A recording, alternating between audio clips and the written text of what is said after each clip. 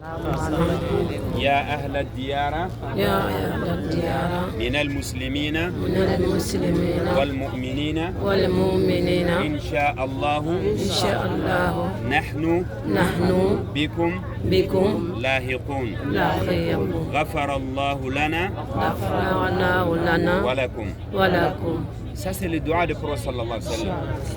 Et si on essaie de regarder, de méditer à dua, là on commence d'abord de dire assalamu alaikum ahl ad-diyara. Là c'est des habitants ici.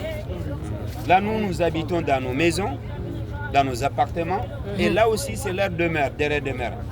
Et nous aussi quand on vient là aussi, c'est des choses qu'on doit réfléchir, qui sont là, et nous aussi notre tour viendra. C'est là le prophète disait assalamu alaikum ya ahl ad-diyara min al-mu'minina wal muslimin. Les musulmans et les croyants. Dans ces hadiths ou dans ces doigts, on sait qu'il y a donc là il y a des musulmans, il y a des croyants. Inch'Allah, qui est volontaire pour nous donner la différence entre les deux dans le car? On prend un volontaire comme ça de nous différencier. On a adjoint Kagoro. Voilà, tu nous donnes la différence entre les deux. Est-ce que entre les musulmans et les croyants, c'est quoi la différence? On va essayer de revenir là-dessus, Inch'Allah. Et après, il dit Inch'Allah, si Dieu le veut, nous allons vous rejoindre aussi. Ça, sans aucun doute.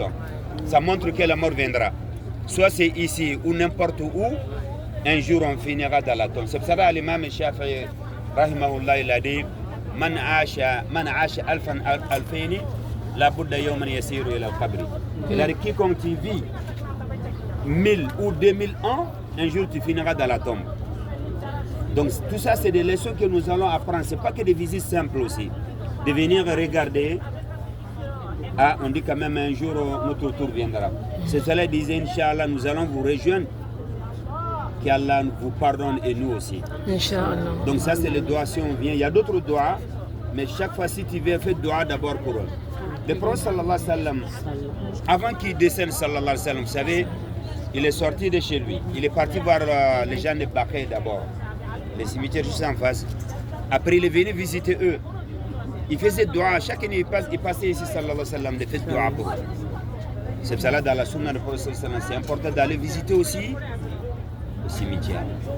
Pourquoi? Ça nous fait des rappels à la mort. Au début, c'était interdit, surtout les femmes. Mais après, le prophète sallallahu alayhi wa sallam a autorisé. Pourquoi? C'est des leçons. Si on arrive à voir que Hamza radiallahu anhu, on va essayer de faire d'ars un peu là-bas après. Vous avez déjà entendu le nom de Hamza? Si on entend que les 70 martyrs ils sont enterrés ici, c'était des hommes. Et même le jour de Uhud, il y avait des femmes aussi.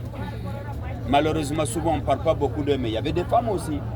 Et on arrive à voir, ils étaient derrière le prophète sallallahu alayhi wa sallam. Donc on commence par dua, et après, Inch'Allah, on va essayer de faire d'ars, de prendre quelques personnes parmi les martyrs qui sont enterrés ici. On dit les 70 martyrs ils sont enterrés ici, mais juste il y a un cimetière juste derrière, il y a 2 qui sont enterrés là-bas. Là, le tombeau que vous voyez ici, que Hamza radiallahu anhu, il est là donc. Les 70, parce que là on va ici et là-bas. Mais c'est qu'il y a la certitude que les 70 ils sont enterrés ici. Hamza, Moussa ibn Umair et Abdullah ibn Jahsh et d'autres compagnons du prophète sallam, ils sont enterrés là. Juste on va essayer de tirer quelques-unes, de parler un peu de leur histoire et de dire pourquoi le jour de Uhud, c'était quelle année, il y avait combien de martyrs donc.